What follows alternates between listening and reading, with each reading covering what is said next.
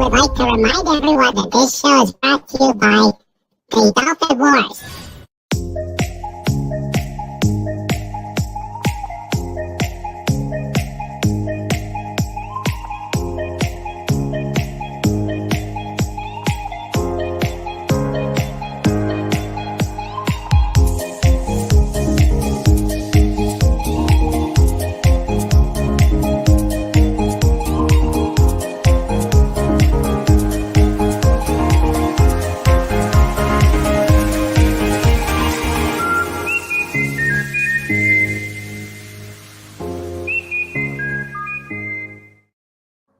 Good evening, everybody, and welcome to King Dolphin TV.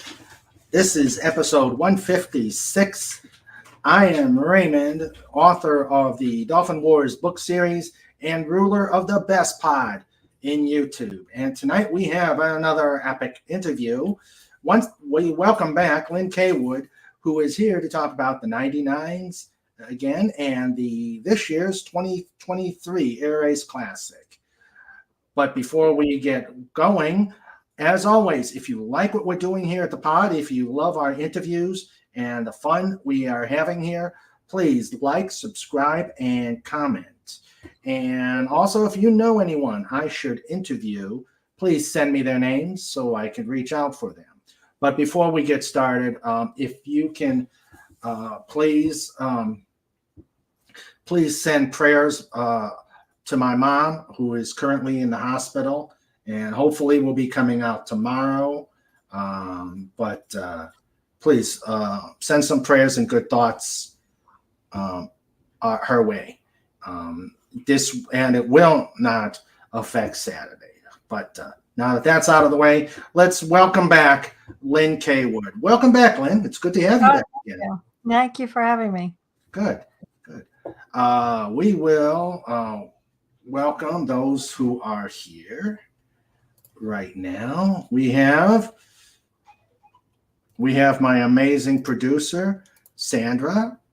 Thanks, hon, keeping me out of trouble. She was already telling me when to start the show while we were still in the back room. Here I was yammering. She said, "It's time." So I said, "Okay." So yes, I listened to the producer. And then we have our amazing wrenches. We have John Rendell.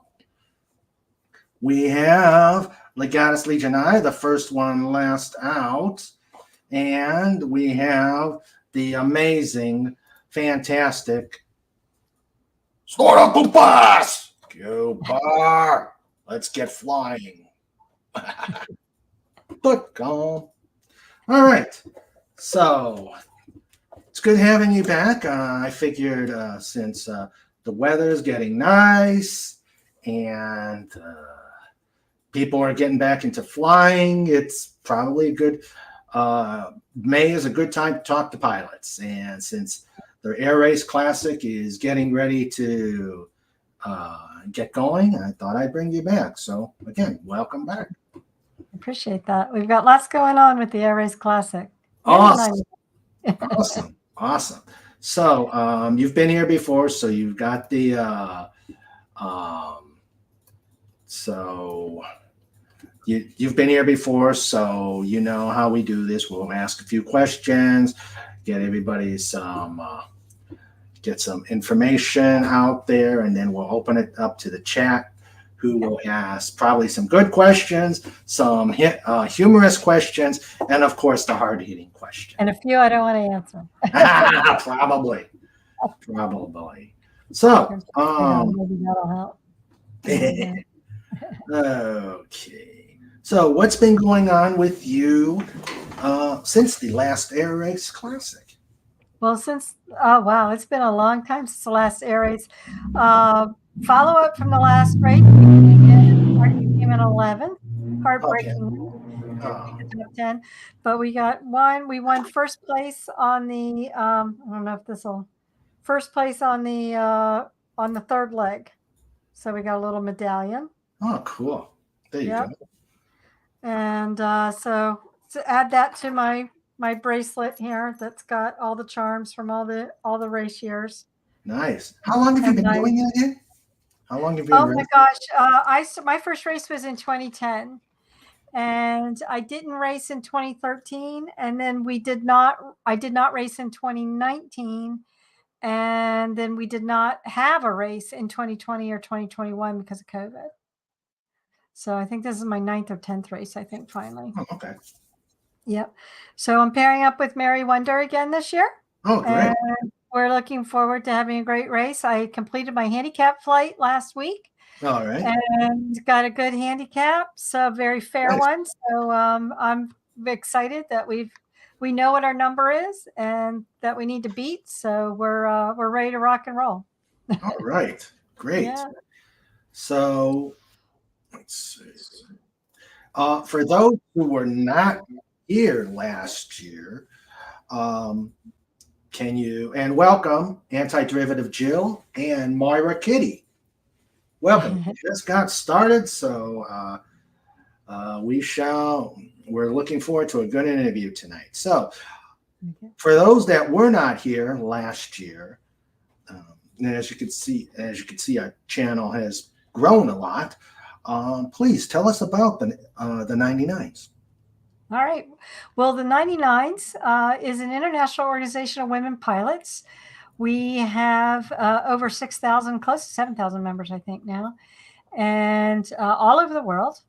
It was formed in 1929. Amelia Earhart was our first elected president, and it has grown. And it started under the bleachers at the first national air races that women were allowed to participate in, and they decided that they needed a support group for the women pilots. So it's been the 99s has been around for a long time, and we're trying to gear up for our 100th anniversary here soon. Wow! Already. Locally, I am now the governor of the Mid-Atlantic section, which is Pennsylvania, Maryland, D.C., Virginia, West Virginia, and Virginia. So it's a nice group. We have 400 and almost 450 members in our section. So it's one of our larger sections, and we just had a section meeting down in Hampton Roads, Virginia, and we're very excited to be able to see our organization grow. And it's a great networking organization for women. Men can join too as Friends of the 99s. We have a ancillary group, and it's just really something that is good for the pilot community to be involved with. We do flyouts. We do kind of like Young Eagles. We have a Let's Fly Now initiative. We have a professional pilot leadership initiative for women wanting to fly for a living. And they get paired up with mentors in usually working either at the airline they want to work at or in the industry. If they want to be a air firefighter, or they want to be air ambulance, or they want to do some other kind of commercial flying, private Part 135 operations, all kinds of cool stuff. So the 99s is really has great outreach. Our international conference that we hold each year, last year it was in Charleston, South Carolina, but this year it's in Amman, Jordan.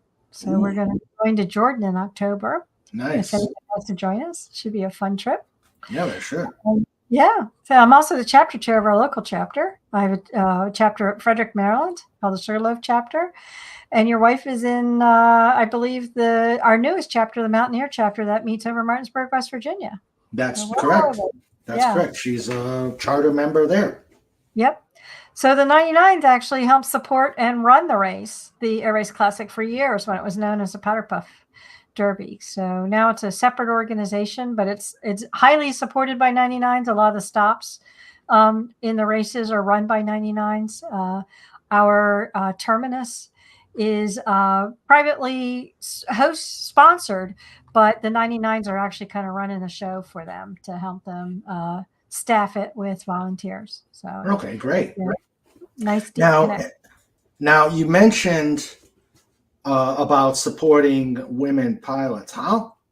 And I know the percentage, but how for those that haven't been here before or are curious, what is the overall women's representation for pilots in the community? In the community, that's a great question.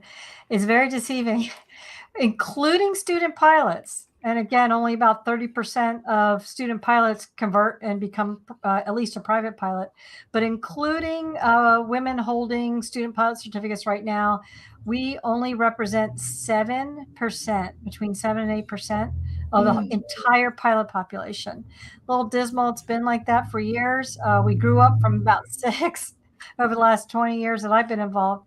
And when you get into the commercial operations, women flying for a living, it's lower than that. It's probably closer to 5%. Right. And the entire the pilot population in the whole is declining. Yes. As the baby boomers kind of age out, we're just not seeing. Now we are seeing some growth with these retirements of women getting into flying for the legacy airlines, so to speak. So the American Airlines and the Deltas, and what they call the ULCCs, like Southwest and Spirit and Frontier, things like that. So it's very exciting to see a lot of these ladies that I've raced with over the years become airline first officers and captains now. Very cool.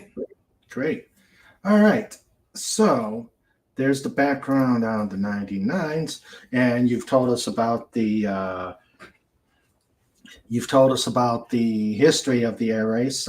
As an aside, I went on a team building exercise a couple of weeks ago to the Capitol, and you will never guess what I saw at the rotunda.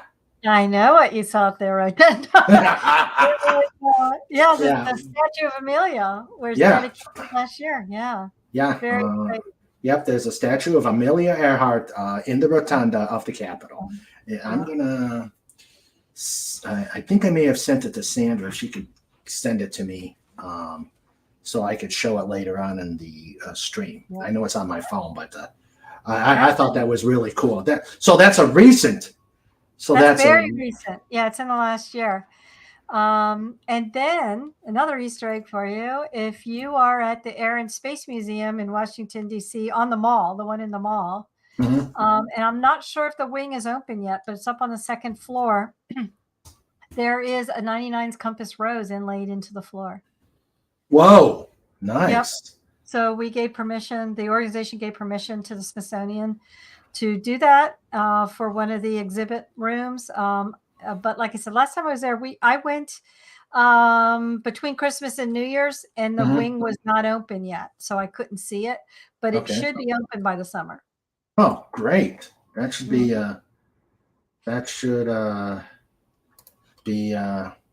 really interesting. So I challenge everybody to go look for that. Yeah, I'm actually going to go to Udvar Hazy in first week in June. Yeah, that'll be fun. We're having our section meeting. Our next section meeting in the fall is going to be at Udvar Hazy. Nice. So, nice. Yeah, so we're going to get behind the scenes tour and lots of really cool very stuff. Cool. Very cool. Okay, so what traditions are in the air race? We've got a lot of fun traditions. You know, the big one is the ladies kind of the teams are made up of 2, sometimes 3. I don't think we've had a 4-person team in a real long time because of weight and balance issues. But we all wear uniforms. We kind of make up our own things. The school teams, of course, have their school uniforms. I've got mine on, if you can see it. This here, my team 12. Team 12. Yep. And we've got Airways Sirius XM on one side, who sponsor our shirts, and the Airways Classic logo on the other one. Nice. We kind of change our logo every year, but I think we're going to stick with this one. We really like this one. Yeah. And, now, is Sirius sponsoring the entire Classic or just your team? They are a national sponsor of the Airways Classic. Oh, okay. And they very kindly gave us some uniforms for Team 12 to wear. Nice. Yeah. So we appreciate that. All right. So, what remind us of the rule. First off, I'm going to show the course before we get. Yeah. I should be able to. A very fun course this year. Let's see. So if you recall that the course changes every year, it's sometimes it's hard to remember which course is which, but we have some. Last year we started in Lakeland, Florida, and we ended up in Terre Haute, Indiana. We just kind of did like a big C in the middle of the country. And while you're working on finding that graphic, Yeah, I think I you found it. Yeah, no, I gotta. Let's see. This year we started Grand Forks, North Dakota, Burr. and it's pretty much a southeast kind of flight. We do turn west once or twice. We go through Minnesota, Mankato, There it down is. to Ottumwa. There we are. Ottumwa, Iowa, then west to Hastings, Nebraska, Ponca City, Oklahoma, Sulphur Springs, Texas.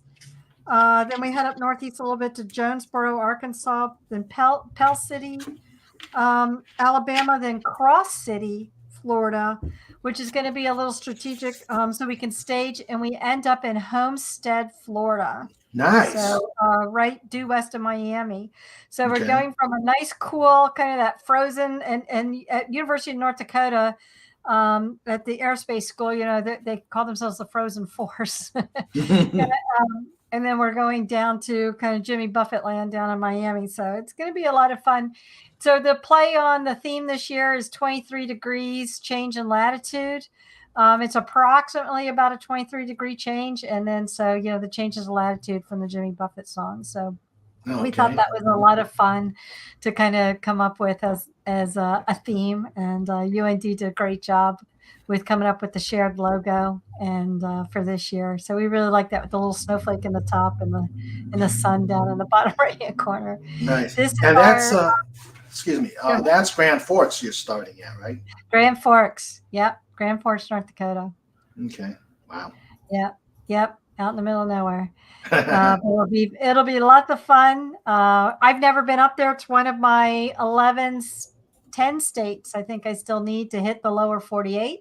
Mm-hmm. So I'll knock one or two off again, and then I just have a couple more to go. Yeah. Myra Kitty says, "Oh, I heard Oklahoma." Yep. Yeah. Oklahoma. Yeah. Where are you landing? Where are you landing in Oklahoma? Oak City? Ponca City. Oh, okay. Is that in Oklahoma? Yeah. Okay. I think it is. Yeah.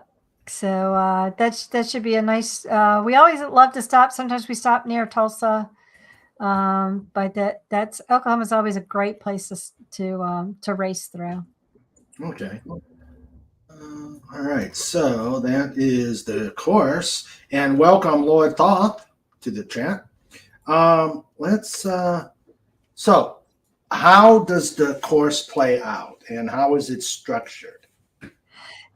That's a great question too. So we have a team of volunteers that we kind of scope out. Primarily, we're looking for good places for a start and terminus. That's going to have good hotels, going to have convention areas or something, so we can have our banquets and our briefings. And then we fill in the route, and we want it to be about 2,500 miles. And we look at that every year. We also strategically look at the length of each leg, because you can only stop or fly by a designated official stop during the race during the course of the 4 days of the race. So we try to not exceed more than 300-ish miles. Sometimes we go a little bit more, 315 or so, because we want the smallest airplane that's going to race with us to be able to make it on a full tank of fuel and still meet FAA minimums and that kind of good stuff. Some of the bigger airplanes can possibly fly by the first stop, especially if you have a tailwind. So we try and look at that. And again, we try and make it competitive so we don't have super short legs. We do have a turn, I think, between, I made a note here, Harrington, Kansas. So between Hastings, Nebraska, and Ponca City, we have a mandatory turn point that you have to fly over, but it's not an airport that you are allowed to stop at. And that's because there's some airspace we don't want people to get messed up in. So we have a mandatory turn there. But it takes about, we already have the course for next year.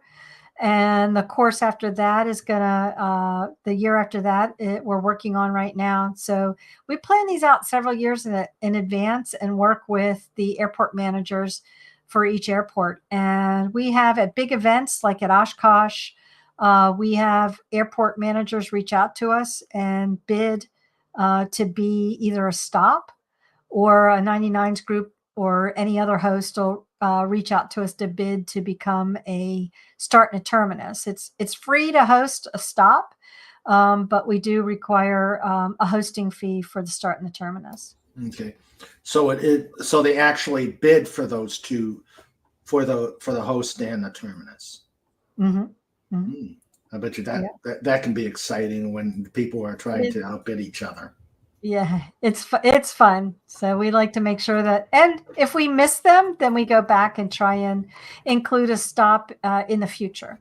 Okay. But if we lose them, one year we had to, in 2019, I think it was, we had to cut out a few stops because of weather. And so we've reincorporated those stops. Last year we were able to put several of them into the route. So we were pretty excited to do that for them. And you say it's each leg is 300 miles. Yeah, 250 to 300 miles. Yep. And that helps with I think counting in nautical miles, and so that helps with again stretching things out, but providing that challenge, because you have to decide if you're going to launch and how much fuel you're going to take, because that's part of the strategy. How heavy do you want to be? Are you going to be able to make it on good winds? Can you make two legs? Sometimes we have short legs, but there's really, that's part of your strategy is you're beating a ground speed that's been assigned to you based on your handicap that you flew. So yes, there's other people racing at the same time, and maybe you're looking in to see what they're doing, but your plan is to beat your handicap that you were given. So kind of like playing golf, if you have to shoot 300 par, you gotta beat that. Okay, so a handicap. Tell us more about the handicap. You mentioned that in our before the show started, but if you could tell us about it. Sure. So how we create an even playing field for all of the racers, because not everybody's flying the exact same airplane or same year, or there's 3 182s just locally flying. Mine's one of them 182Ts.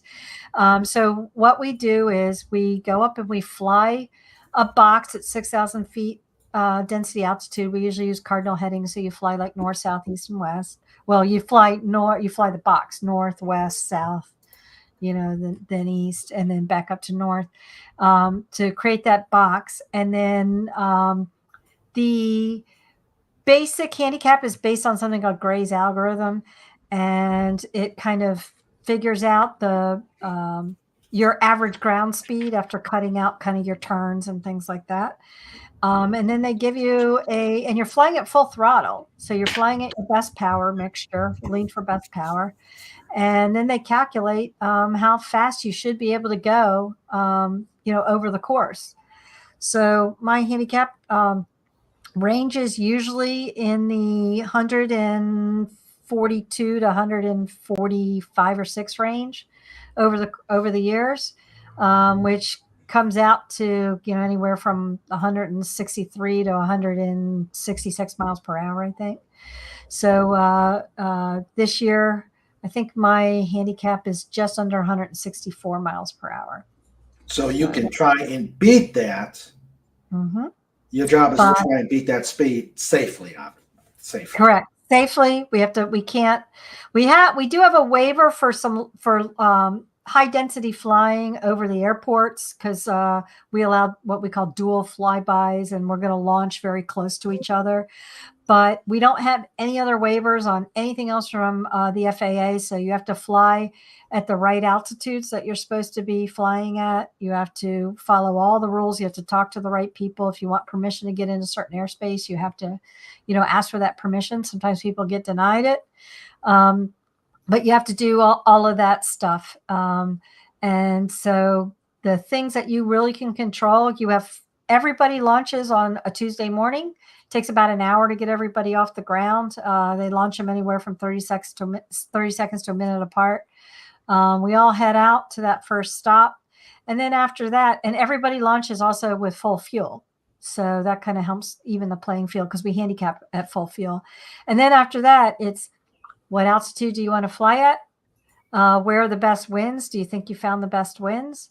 Do you want to race? Everybody, of course, has to launch at 8 a.m. in the morning.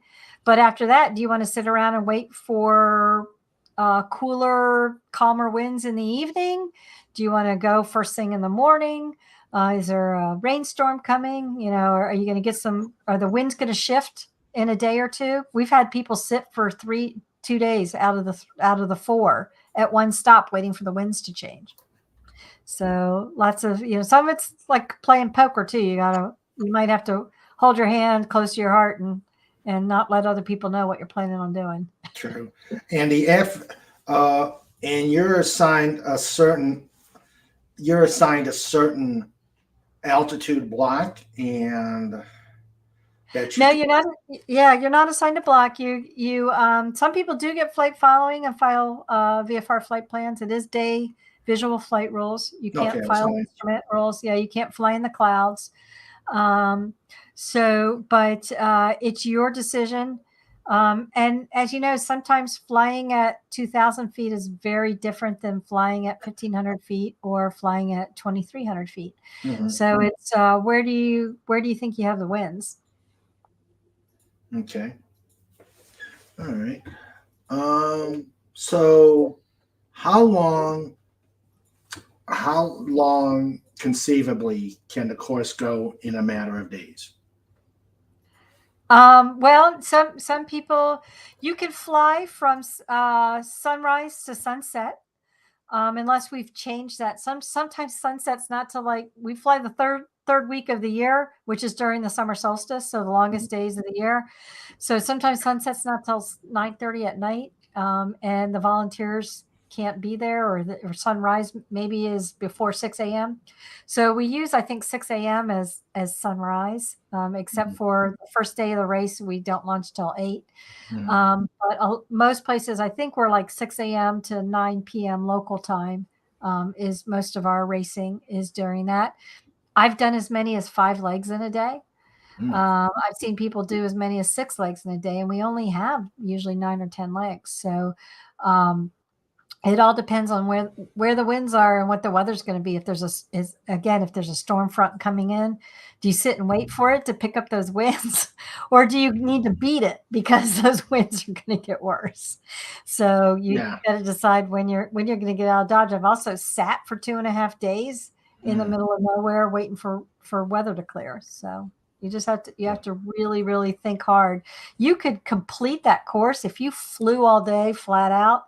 You could complete that course in about a day and a half, 2 days, if you really wanted to. But we give you 4 days to have some strategy and decide what you're going to do. Okay. Now you're flying with the same person you flew with last year. Mm-hmm. Mary Wonder. Yeah, she's a retired air traffic controller. She's been retired about 10 years out of Philly. So she's very helpful when it comes to radio work.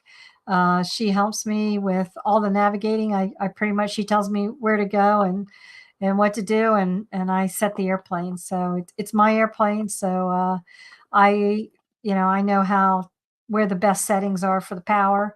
So I usually manage the power and how much fuel we need to take on, depending on what our strategy is for how many legs we want to fly. And but Mary has been very beneficial. We had a great time last year, so I'm really hoping that we do very well this year. Okay, great. And I think we're at the point where we can allow the chat to. Hello, Agent Pepsi 1, who unfortunately had a issue with. Oh my neighbor had a tree taken down. The idiot tree company. Oh, that's not good. I hope you're going to try and get some recompense on that, Agent Pepsi 1. But welcome. Glad you're here. All right, so it is your turn. We will start. Feel free to ask anything to for Lin about the Air Race Classic, about the 99s, and about flying on the Hole. Yep. Let's see. I just renewed my certified flight instructor certificate for the first time. So I've been a flight instructor for 2 years now. Wow. Did you have to take the FERC, or did you get the Yeah, I did AOPA FERC. A FERC is a flight instructor's renewal course. If you've got it, unless it's changed, I think you got to have 10 passes within the 2 years. Yeah, you can kind of clip out. Yeah. If you have 80% pass rate out of your, and at least 8 passes, I think it is. Oh, okay. Mm-hmm. John. What happens if you attach a kazoo to each blade of the propeller? First off, it's not going to do anything. You're going to blow the kazoos off, and you can maybe put them on the strut and record. The strut would work.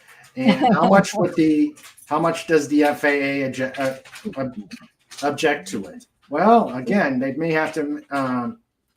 It's pretty critical. I wouldn't want to strap anything to it. Yeah. Let's see. And then Snort decides he's going to say a tuba. Yeah, tubas would not be good things. You don't screw up the. You don't play with the propellers. Yeah, that kind of keeps us in the air. Yeah. The big air conditioner, because you start sweating when it stops turning. Oh, yeah. It is always so much fun when you've got the cool air.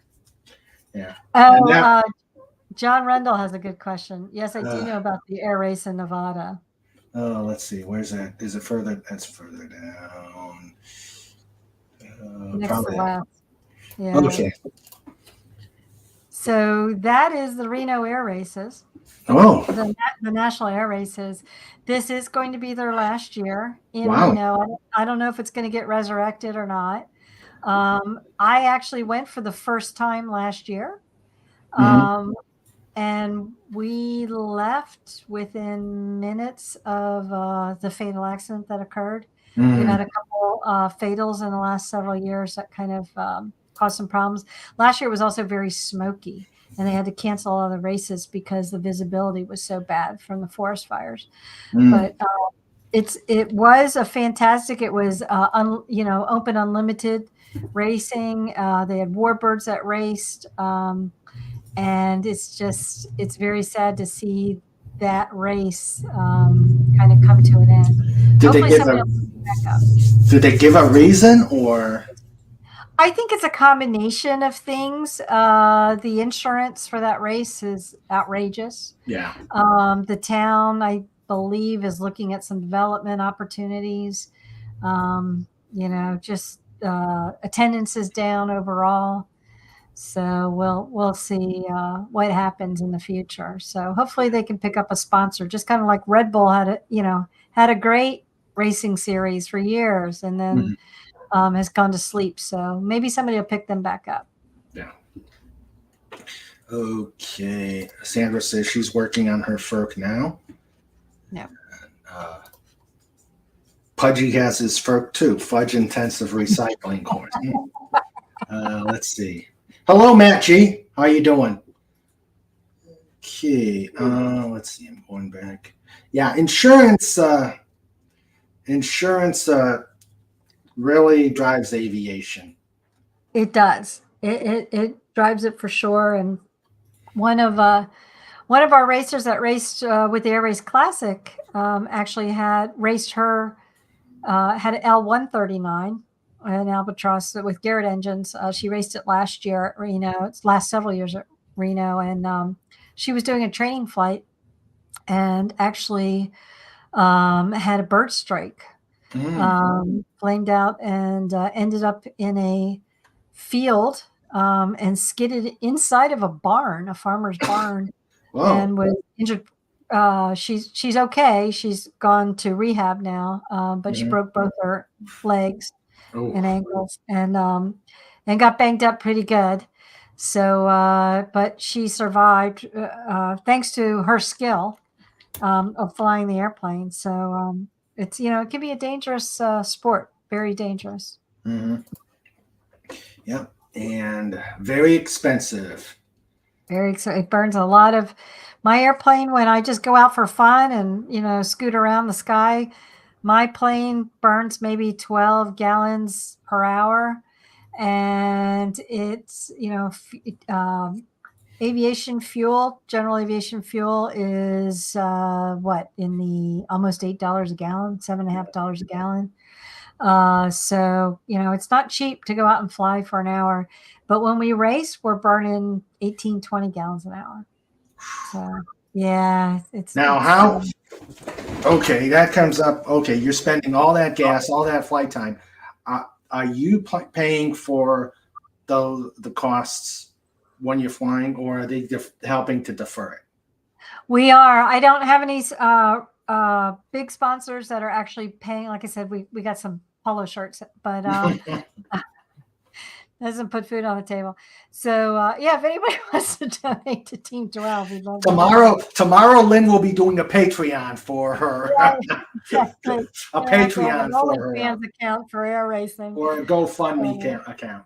that's right. So yeah, definitely a go fly me. But it's not cheap, and the prizes. I mean, it's more for bragging rights. The first place prize used to cover the cost of the race, but now it just offsets it. But it's really for the love of it and to be able to do it. We do have, and it because of COVID, we couldn't race in 2020 and 2021 and have, something that crossed borders. We didn't want to be, was it Typhoid Mary going across the all the different states when COVID had all the restrictions. But we created something called a derby, an air derby, and we had it for the first year last year. Actually, the second year last year, and we'll be repeating it again this fall. So that's a one-day event, and it's like 5 legs that minimum of 65 miles a piece. So you can finish the course in a couple hours. It's kind of design your own adventure. It's a prediction run. So you say, hey, it's going to take me this long to get from point A to point B. I'm going to stop here. You have to land at one point, so you have to calculate your your trajectory for your descent and all that good stuff.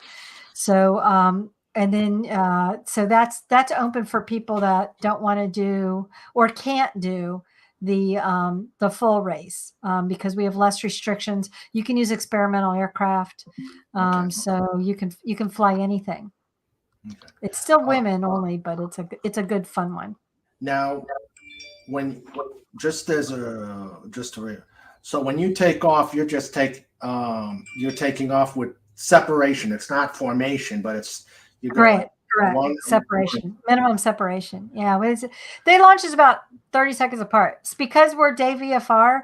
And we may or may not be with a tower. If it's a non-towered airport where we're launching from, then we manage our own launch sequence. But otherwise, it's in race number order. I'm number 12, so I'll take off. Well, depending on if we have a 1 through 11 in front of me, but worst case, I'm 12th. We do have a tower up at Grand Forks at University of North Dakota. So they will decide on the separation and launch us. But again, it's 30 seconds, 45 seconds in between. Do you see when you're in the air? Do you see the other planes in We one do. snake? On the first leg, you do. You see a lot of airplanes on that first leg because remember, we're all launching. There may be the fun part is, I've got a 182 that's flying faster than say the 172s that are in the race or the Archers or things like that. So I get to pass several planes on that first leg. And then depending on if you land at that first stop or fly by it and go to the next one, it can be a bit of a melee at that first stop. So again, strategically, it may be good to be one of the first ones in, or it may not, because you get fueling priority and then you got to get back off the ground, but not interfere with people coming in. Right. So again, there's all strategy on how you're going to get back in the air. And whether you need to keep moving or you want to sit down for a little bit. Okay. Legatus asks, while in Florida, does everyone get to visit Disney World or do they prefer Paramount? Well, I personally want to go. I haven't been to see any of the Star Wars stuff, so that's where I want to go. But Disney World's going to be a little north of us. That's up in Orlando. We're going to be down south near Miami. We're going to be due west. We're actually probably 8 nautical miles from Homestead Air Force Base. And if you're a NASCAR fan, there's a big NASCAR track there too. Oh, okay. Let's see. Pudgy, and this I seem to get a lot of this in the questions. Is it like the Cannonball Run? Some days it can be, but it's a known course. You do have to follow rules. We've got about a 30-page rules booklet. And we have some protocol for, again, if you want to pass somebody when you're within the airport environment. But other than, again, you'll see people.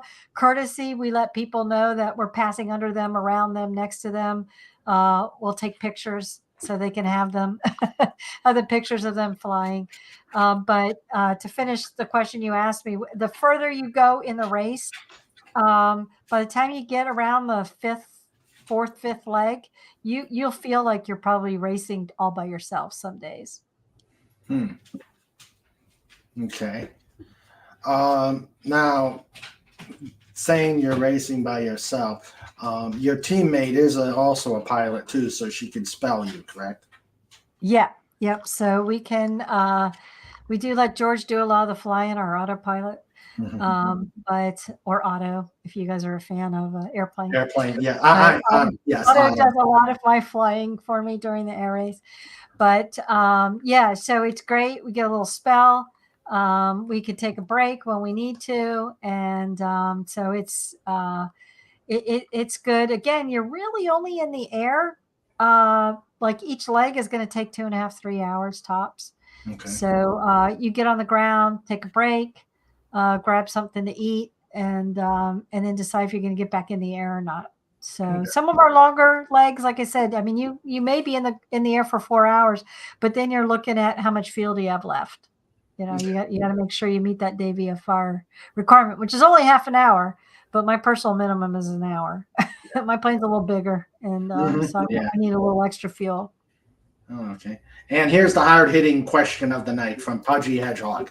What's your favorite cookie? What's my favorite cookie? Oh, it's, my favorite is just a good chocolate chip cookie. Oh, all right. From an airport, from a small airport, FBO. Yes. And a lot of them have those little Otis fire cookies, and they have the little oven and the nice warm cookies. So. Yes. Yes, those are the best. Okay. Let's see. That sounds good, Jill. Seasoned baked chicken tonight. Yum. And potatoes and carrots. Yeah. There, that King Dolphin TV is all about the food, so I just happened to make our obligatory food mentioning. Legata says, in street racing, I hear they sometimes modify to have a nitro injection that give a big boost to speed for a limited time. Has anyone tried that in one of your races? Well, in Reno, I think they definitely do use some boosters, but at the air race we can't. You can only have a stock or modified stock. Any modifications have to be approved per FAA regulations. So you can have STCs and anything supplemental type certificates. There is definitely a type certificate that's been approved by the FAA. It says you can have this engine, you can have this type of equipment in your plane, but we can't do like again in some of the open racing is like Reno. Those planes are highly modified with experimental engines.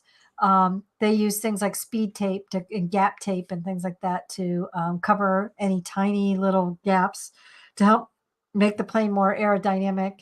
But we're flying with it the way the plane was manufactured. So no stall kits, or you can have a stall kit, but it has to have been approved. Like I have vortex generators on my airplane. It's not going to help me race. It can actually slow down my airspeed. But because I'm handicapped with them on, I can have, it's not going to bother it. But we have had planes with full stall kits race too.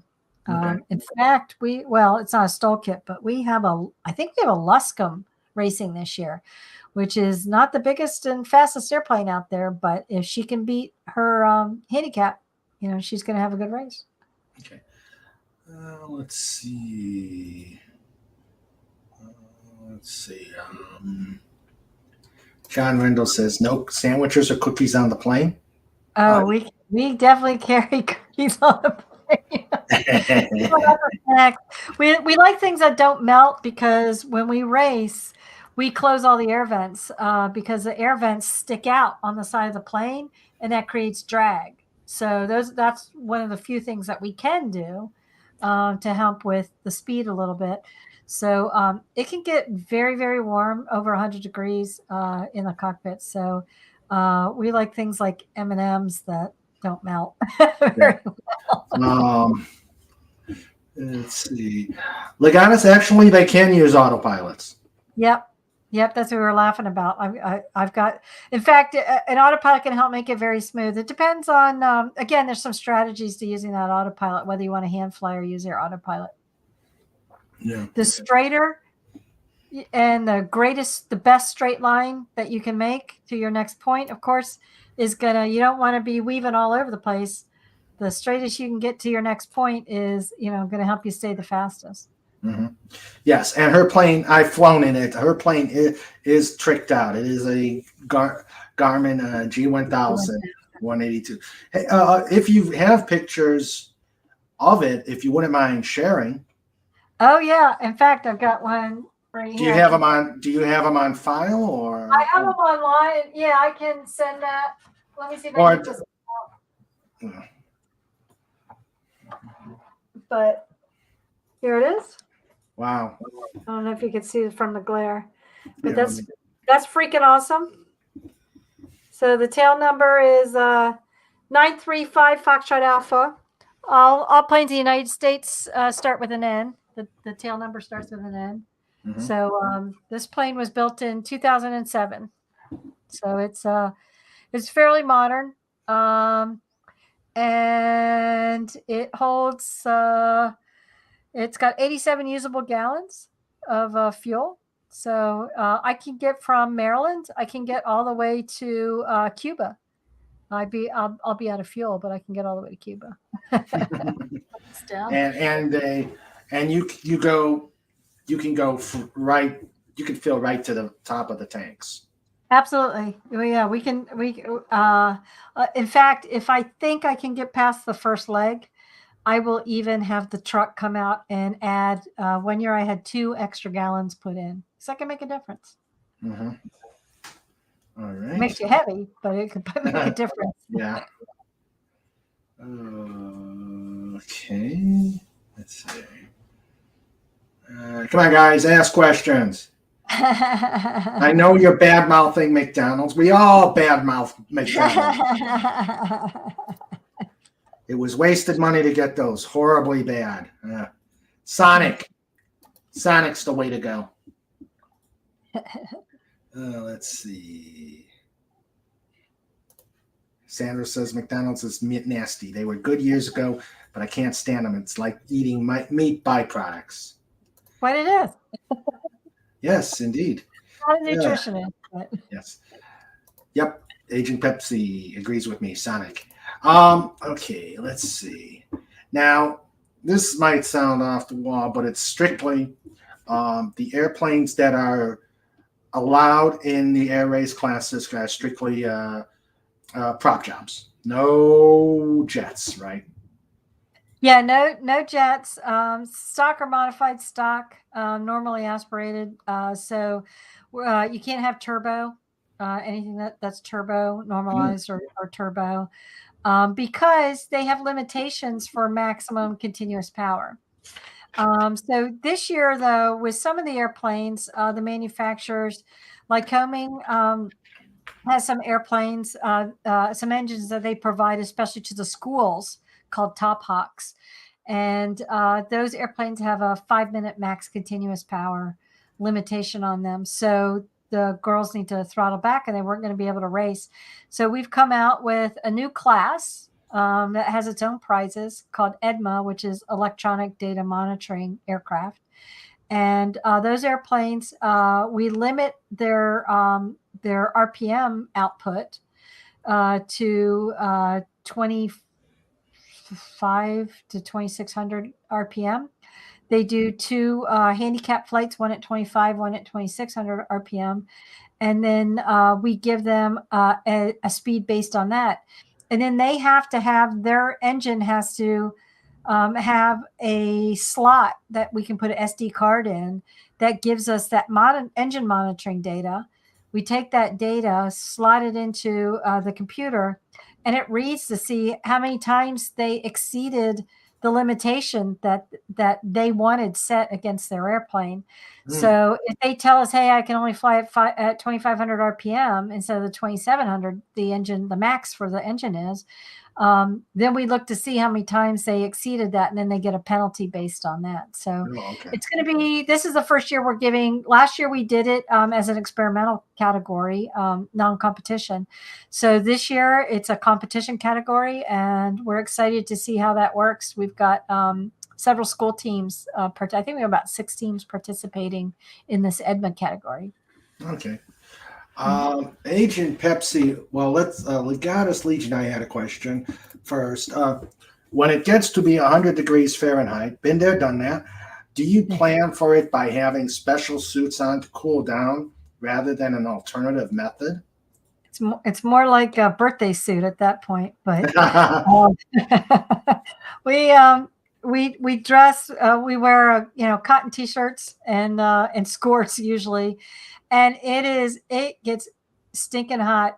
In fact, the avionics, these modern avionics in our planes can shut down when they get up to 140 degrees. So we have had trouble with avionics. I think we were in someplace in Texas when it just got deathly hot, and we had a couple planes that couldn't launch until it cooled off.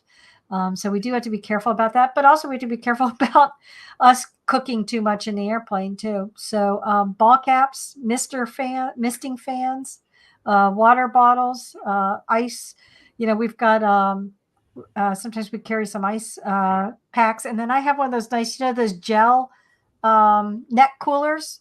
Sirius XM gave us some of those, so we wear those around our neck to keep us cool. And again, you're only in there for 2.5, 3 hours. So we can get up. Once you're in the air, it also is a little cooler. But we race pretty low to the ground too. So in some places when we're allowed to do that for airspace reasons. But yeah, it can get pretty toasty, especially when you're on the ground waiting to take off or coming into land. Now, I know the sock puppet people at Sporties have those nifty little cooler type things that blow cool air. Are those allowed when you fly, or is it discouraged because of weight and balance? Well, we don't discourage anything. In fact, I encourage every other race team out there to put, 20 extra pounds on their plane. But so weight and balance is a real big consideration. So you have to decide what's your trade-off. Do you and also where you put that weight, right? So so you have to be legal. I have. In fact, we had a team race with a air conditioner that was installed in the airplane, and they actually turned the air conditioner on a couple times during the race. So, but then you take that hit against your power. So you got to make that decision. Are you going to be okay? Are you gonna sweat it out a little bit? I call it the world's most expensive weight loss regimen. I usually lose between 5 and 10 pounds on this race every year. Oh, wow. Most of it's water, but all right. Okay. Agent Pepsi one.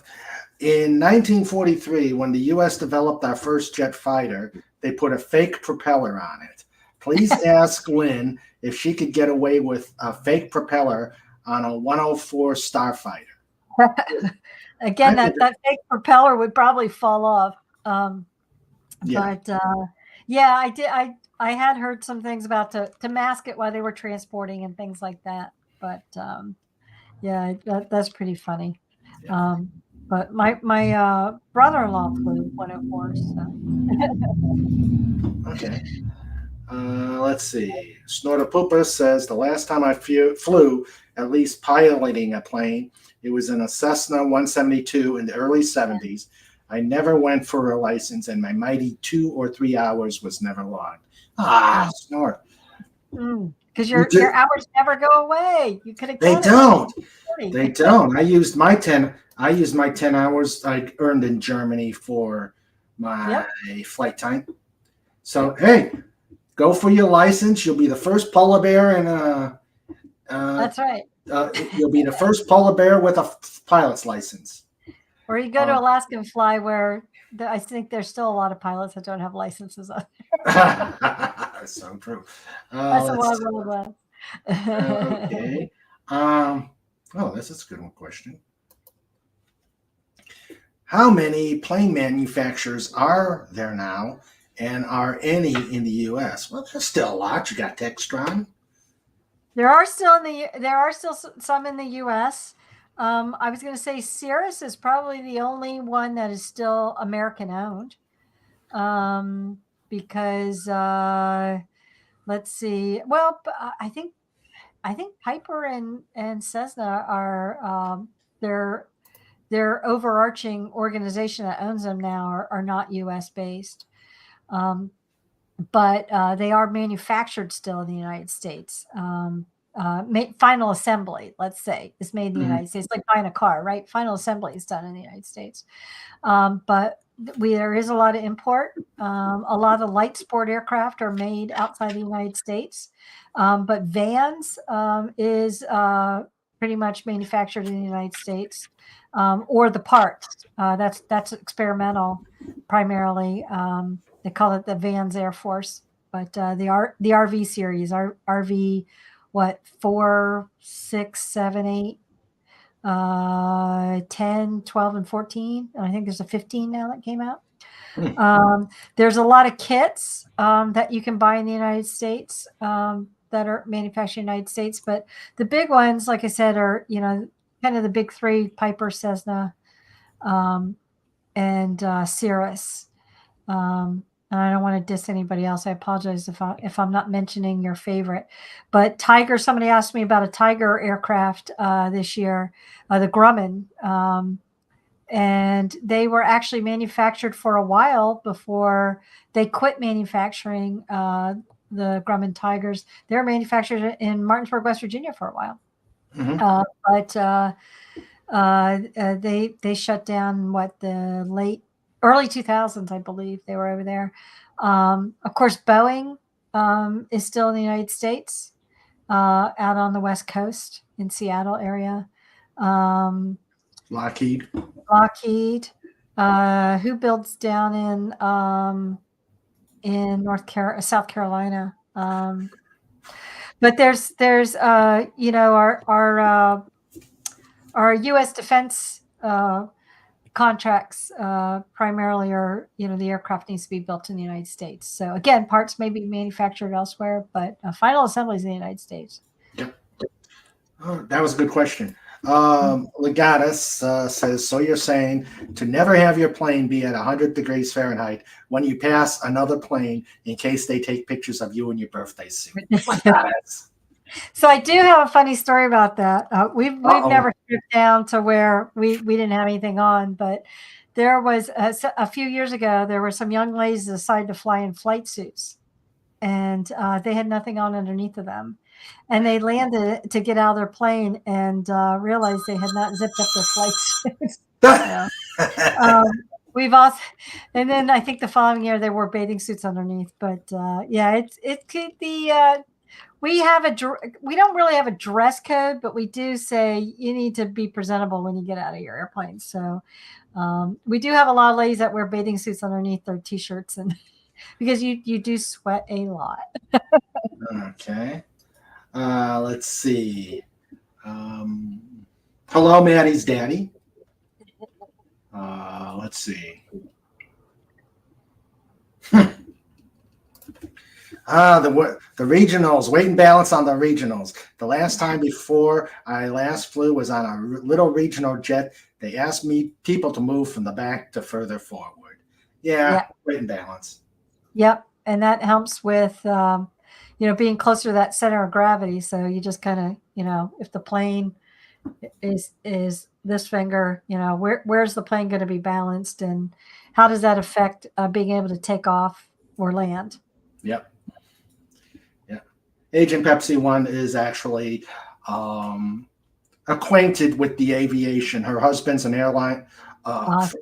I think her husband's a freight dog, and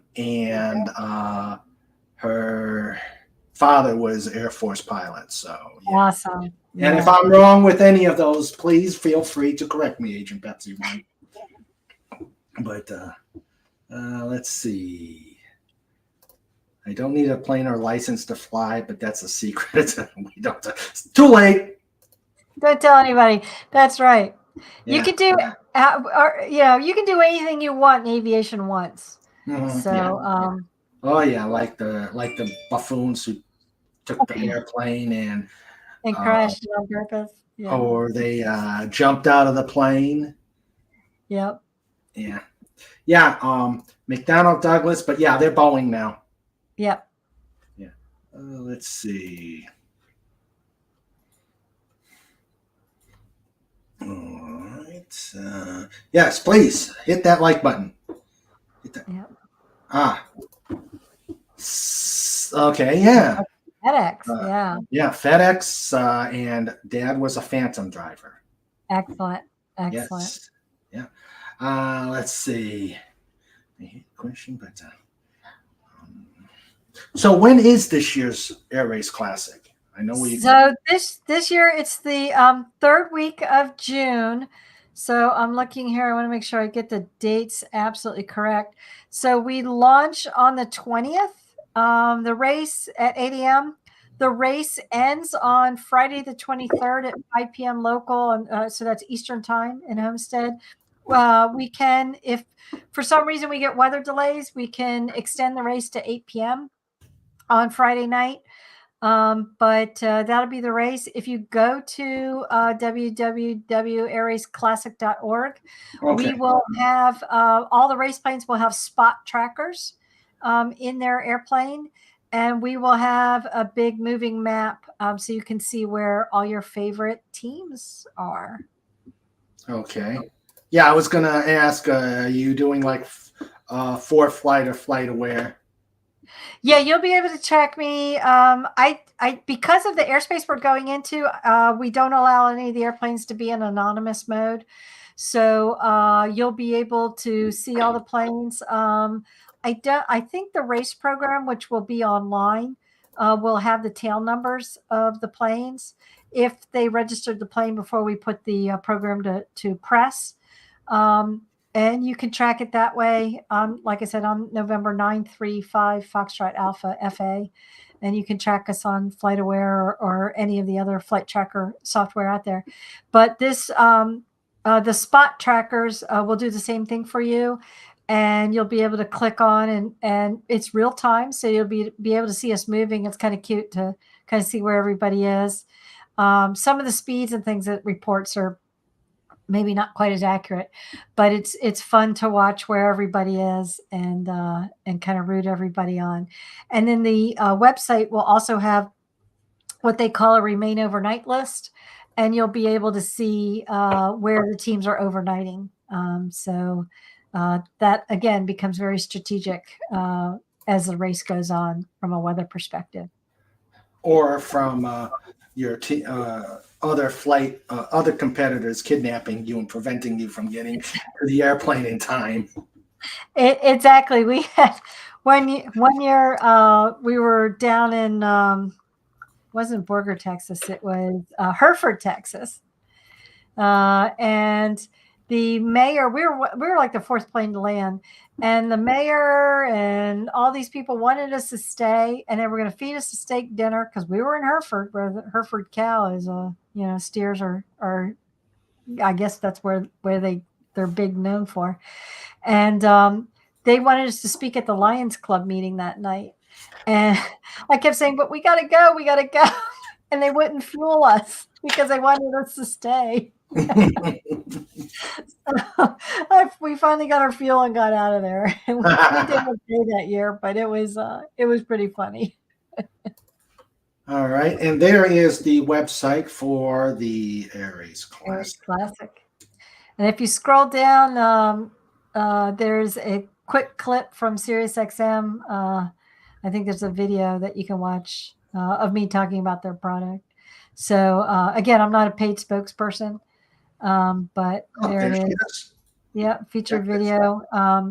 But I've been a user of their product since 2007, and it's fun. Not only do I get their weather, but I have XM radio in the airplane too. So on our boring legs, we can turn on the radio and at least sing along. When I did my long cross country, I turned on the ADF and listened to sports talk radio. Oh, exactly. Let's see. The goddess is asking. Last time we talked about patches a team can wear when they won. Have they ever moved on that idea? No, we don't have that. We do have like a Air Race Classic patch that you can put on your on your flight suit or whatever. I have we do have medallions that you can buy. I've got one here, and you do get, see up here, if you're in the top 10, you get a medallion on a ribbon, a big one. If you just win a leg, like I said, you get the little tiny charms. And then this is, I don't have all my little pins in there, but let's see. It's kind of hard to see. But that you can put little stones, like clear, like diamond fake clear glass kind of thing in there. And that signifies every year that you've raced. And I haven't put one in for years. But then I have, because I'm on the board of directors, I have one that is blue. So it's got blue stones in it. So, okay. Yeah. Nice. Now, you didn't have, but then this last year was the bracelet that they gave us that had all the stops on little charms. It was very nice. Yeah. Yeah. It's out at the terminus. That was very sweet. Nice. Okay. So at the terminus, I was at the the terminus a few years back when it was here in Maryland, and also the departure when it was here in Maryland. What all celebration happens when you've finished the race and you're ready to just relax and have a good time? So they have, when you get to the terminus, immediately after the race ends at 5 p.m. at 6 p.m., we have what's called a meltdown party, because you're literally melting down from heat, exhaustion. Your emotions are high. And that's when the tales out of school get told. But those that can have adult beverages, sometimes that's available. But and so we have that party as kind of that welcome, and it's a lot of fun. There's usually a band and barbecue, so very informal because you're usually hot and sweaty, and a lot of times you haven't even been able to get to the hotel to take a shower. So you're just kind of done. You get to meet the public is allowed to these events usually. Um, then Saturday, we have a youth event. So we invite the public out, and we usually have the local children get to come out. And the racers, they get to meet the racers, and we do some exercises with them and things like that. Then there's usually a fun event on Saturday because during the day, not only are we doing that youth event, but if you have penalties and things like that, that's when you're talking to the judges. So, and you're signing your score sheets and things like that. So we usually finish that up between 2 and 4 in the afternoon on Saturday. So then Sunday we have a debrief. We have a breakfast, and the racers get together, and we take feedback. We debrief. The judges debrief kind of the penalties they've seen and things like that, and what went well this year versus what we might need to tweak for the future, change a rule or something like that. And then Sunday night is the awards banquet. So nobody knows what's going on. They lay out everything. They give out the leg prizes first. We have prizes for the fastest piper and the fastest Cessna and fastest.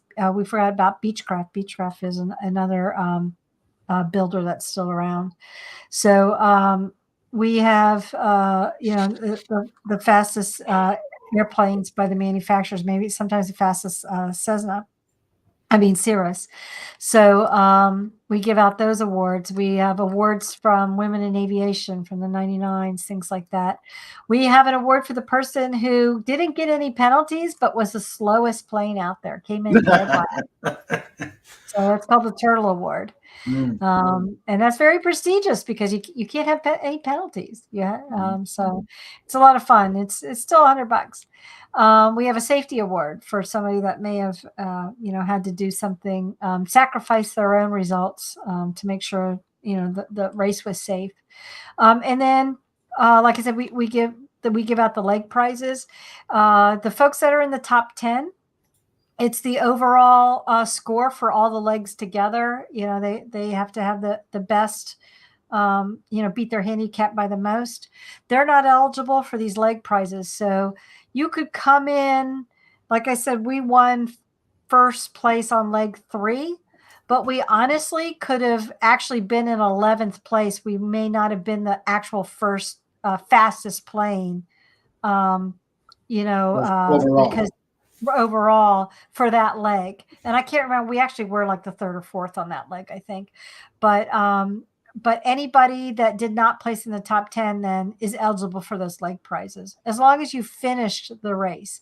If you sometimes we have people, sometimes they get sick or their airplane breaks down in the middle of the race. If they have to withdraw after the race starts, then they're not eligible for those overall prizes. Okay. From 10 to 1, they probably haven't made it to the terminus. Yeah, sometimes they limp it in. Sometimes, they come in late as long as they get there by Sunday for the banquet. And then, sometimes they pack it in and go home. Or for the most part, we've actually had people leave their planes for repairs and get a commercial flight so they can be at the terminus. So it's it's all about being a good sport too. Yeah. Legata says, talk to the judges. Should that not be the day before when you can offer adult beverages to the judges? Bribery works. I'm sure. Yeah, I wish it did. But yeah. So if you get a message after you land that says, "Hey, judges want to see you," so sometimes they may be asking you about some shenanigans with another team. But if they got an inquiry on another team or an official protest.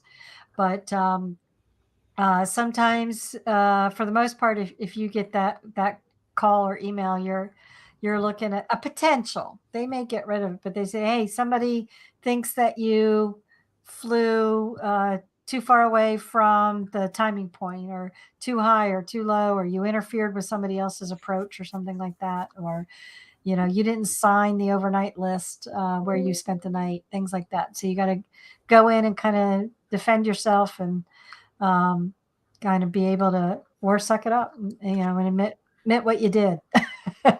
So Almost like the FAA's air safety get out of jail free card. Yeah, except for you're still gonna probably get a race penalty, but these things that you can, like we have rules, like you have to have your landing light on when you do your flyby. Well, if you forget to turn it on, you can get a penalty. So you're not going to get violated by the FAA for that, but you want to make sure that you do what you want. Sometimes we say, hey, even in restricted airspace, like you can get permission to get into some restricted airspace. If they're feeling good about it, but if they tell you no, or the race says you can't go in it because we don't want you in it, then if you go ahead and do it, you can get yourself a penalty. So you just gotta follow the rules. Yeah. Yeah, and that one would be a yell at from the FAA as well. Yeah, more than likely. All right. Are there any other questions? Once again, there is the Air Race Classic, and I put the you've seen the website. Let's see.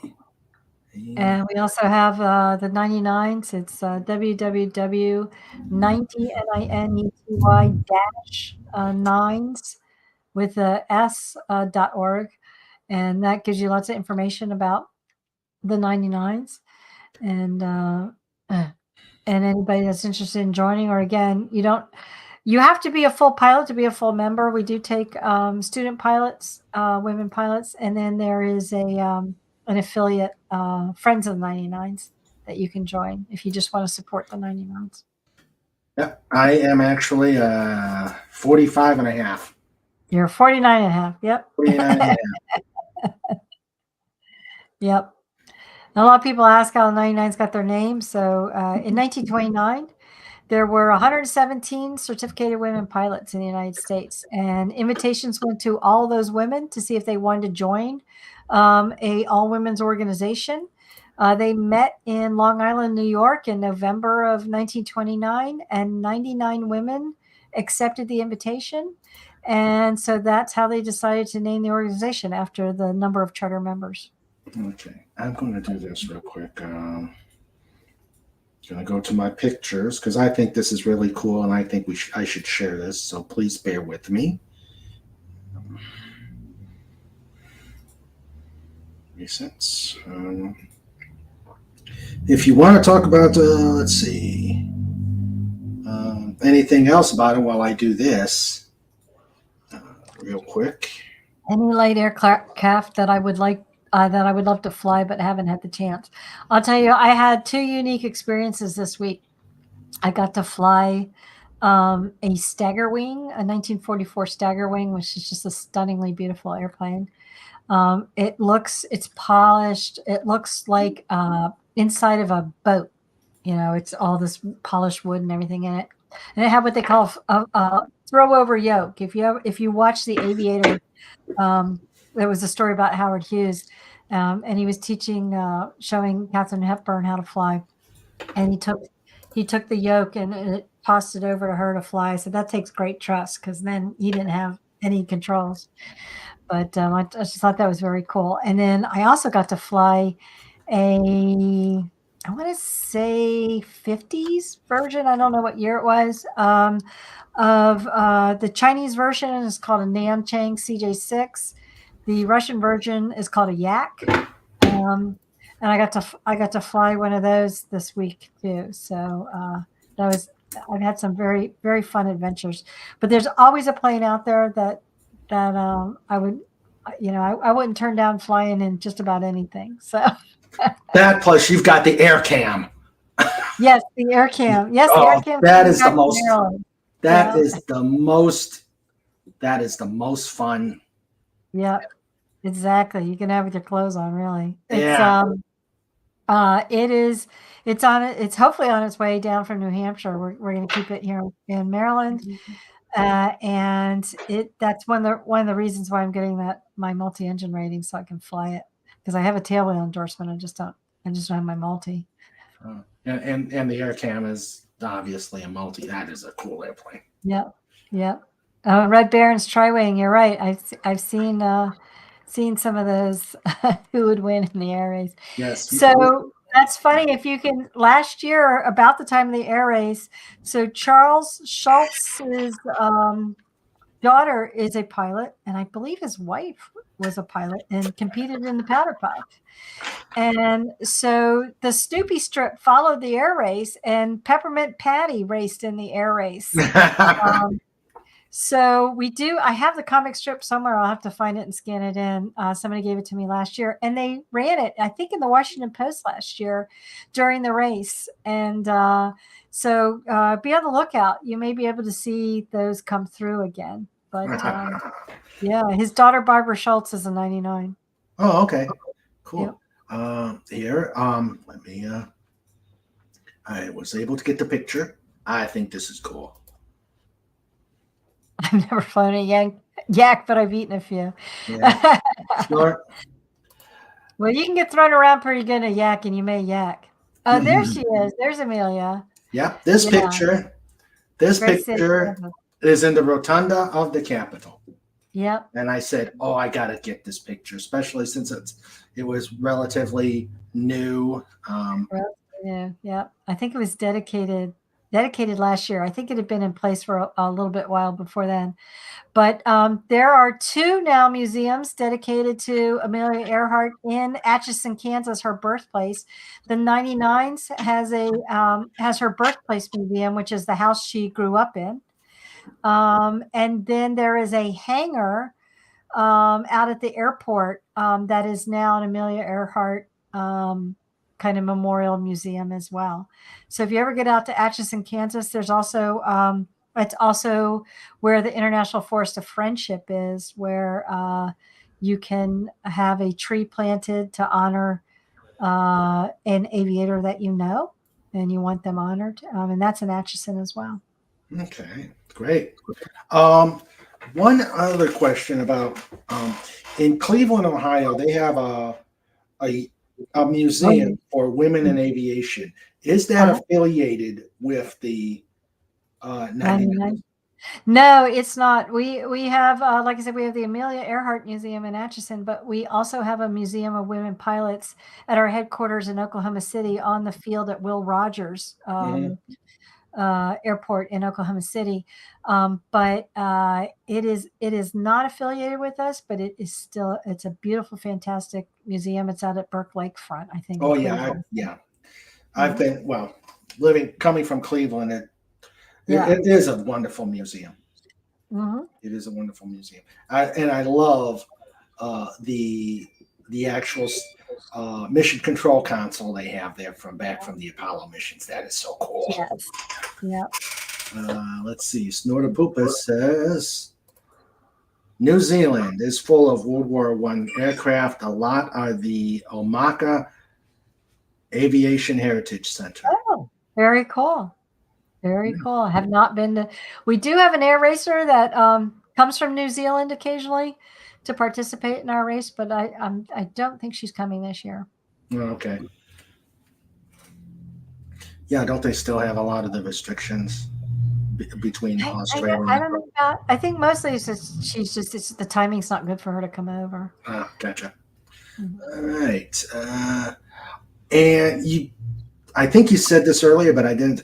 Light sports are allowed to fly in the Air Race Classic. Right? In the Derby, yes. Oh, in the Derby, yes, not in the no experimentals, right?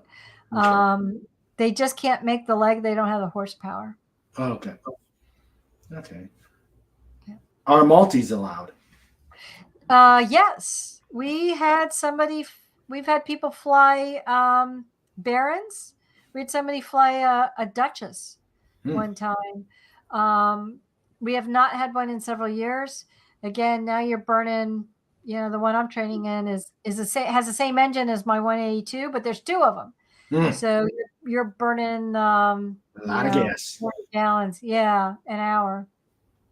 Yeah, a lot of gas. So Yeah, there is the 99. you're killing a lot of dinosaurs. Yep. Yeah. And there is the Air Race Classic. Yeah, I appreciate that. Should be Yep, a good. it's good. Yes, and also you could track it on their flight tracker.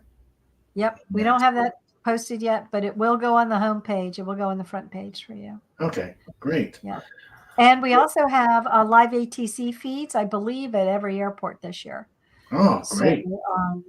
So you can listen to the radio calls if you dial into the airports, if you guys know how to use liveatc.net. Okay.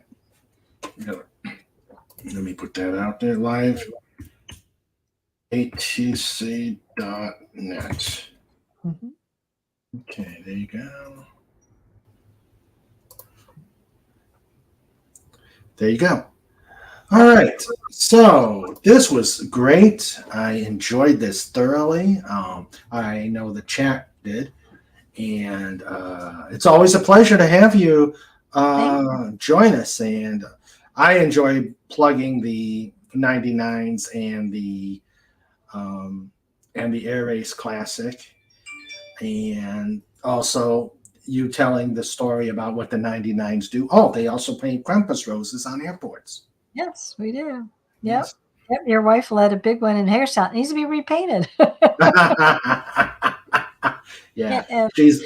I think she's still the chair. I just gotta reluctantly. Yeah, reluctantly. Among her other copious things, there's the link for Omaka AHC. Well, thank you, Snort. Cool. Thank you. Thank you, Snort. I'm gonna look at that. Yeah. Yeah. All right. Okay. Well, this was great, and now we shall go to the show notes. Okay. I don't know if you've seen these latest ones, but don't be afraid. It's time for show notes. It's time for show notes. It's time for show notes with Mr. Raymond and Sandra too. It's time for show notes. Done. That's cute. Yeah. Hey, it's a hit. It's a hit. Okay, a week from tonight, Lenrod is going to come on. He's been working on some great music, and hopefully he's going to have some cool sets that he's going to play for us. On May 31st, we will have Dr. Kat Kemmerly come and talk to us about her Resilience Center. Resilience is the new means to avoid whatever stressors that are out there in life, and newer ways to deal with it, so that don't start getting toxic. And she has a great Resilience Center. On the June 7th, we're going to have Rod Thunderhawk talk about his new love. We're going to have on the 14th Comic Relief Crusader come on. On the 21st, we're going to have Stark of Iron visit us, tell us about what he's doing with his YouTube channel. And of course, on June 28th, the evil genius himself will invade King Dolphin TV, Fet for Hire. You've seen his work. You see his work and watch his videos and get on his channel. We're going to bring him back on and just have a good time. Every Saturday will be Just Cuz, the place where anything happens. The kitty table is stocked with lots of eclairs and cookies and sweet stuff. And we've added the new edition of the Slapshot table for those jokes that are really horrid. Really horrid. So please join us on Just Cuz, where we have fun, fellowship, and jokes. There will be a Saturday Just Cuz this weekend. We should be back from our away mission in well in enough time. So that is Fett, you mean he actually does stuff, willing to share some? Yeah. Also, keep your eyes out for the big release of the Dolphin Wars Blood Feud coming out middle of July. Everything is all working toward that to make that release date, despite what Kindle just decided to do. Which brings me to what I wanted to tell you about, Lynn, about Stephen Coons, Flight of the Intruder. I saw an interview. I love this book. I love his books. Yeah. And he had been trying for a long time to get Flight of the Intruder published. He finally went to the Naval Publishing Institute to publish his book. And they said, yeah, but they took the rights to his book. Oh. Yeah.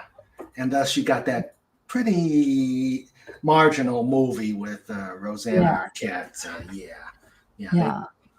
So that's why for right now, I'm still going to go with Kindle, despite what they do, because I want to keep the rights to my books. Yep. So good plan. Yep. So just wanted to put that out there. So yes, July 19th, look for it. We'll do the big release. I will be having Anti-Derivative Jill on. I will be having Great Sale K. And I will also have my editor, Michaela, on to help me with the release. So we're looking, unless there are roadblocks, we're looking for that to happen then. So please, after this, go to Pop Culture Breakdown and tell them you're going to do a King Dolphin raid. And there's the channel for it. And I think that is all. Like I said, that I don't foresee having any Sunday Just Causes because I prefer the Saturday Just Causes myself. So that is all of show notes. This segment is brought to you by thedolphinboys.com. It's time for show notes. It's time for show notes. It's time for show notes with Mr. Raymond and Sandra too. It's time for show notes. Dun. All right. Snort says, great show. Wild Blue Yonder. Interesting as always. I thought so. I love talking pilot stuff, aviation stuff. And with great interviewers like you, Lynn, it's always a good time. All right. And John says, thanks for another great show. Well, thank you, sir. Thank you very much. One thing again, please pray for my mother that she gets out of the hospital and that there are no complications. We're going to go visit over the next couple of days and be back Saturday in time for Just Cause. But please send your praise out there, and if you could put an SF out there. And coincidentally, they are the same initials as my better half. But please, if you could put an SF out there, I would appreciate it. And that is it. Now, let me thank everybody who has come by. We had a lot of people here tonight. We had in the chat, we had Agent Pepsi 1. Thanks for being here. We had Cobalt Bald Eagle, another aviation type eagle. Thank you, Cobalt. And we had Lord Thoth. We had Maddie's daddy. We had Matt G. Myra Kitty was here. Phantom Outsider was here. And that was all our chatters. And of course, King Dolphin TV would not be as successful as we are without my amazing team, King Dolphin TV, my amazing wrenches. We had Anti-Derivative Jill. Thank you, Jill, for being here. John Rendell, Fez. We had Legatus Legionine. We had the hard-hitting journalistic Hedgehog, Pudgy Hedgehog. And, of course,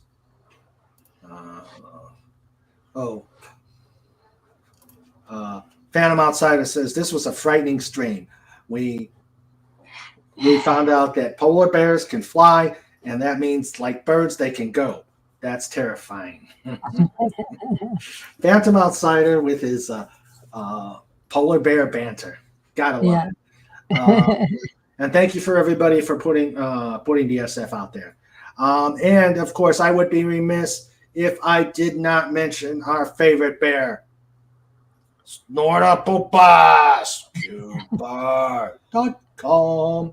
Good show. Good show. Thank you, Lynn. Great show. Yeah. All right. So, everybody, we will see you on Saturday. And thank you for the prayers and the good thoughts and the SFs out there. And thank you for being here and making Lynn feel welcome with the pod. And as always, please like, subscribe, make comments, and we will see you on Saturday. And everybody be safe and take care. Good night, everybody.